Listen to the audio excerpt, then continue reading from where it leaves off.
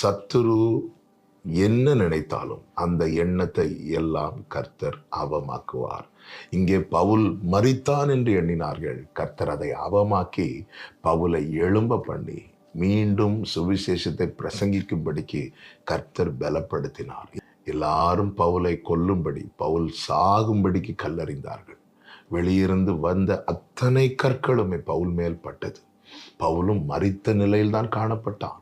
ஆனால் வெளியே இருந்து அவனுக்கு விரோதமாய் செயல்படுகிற வல்லமையை விட உள்ளே இருந்து அவனுக்காக செயல்படுகிற வல்லமை பெரிதாயிருந்தது.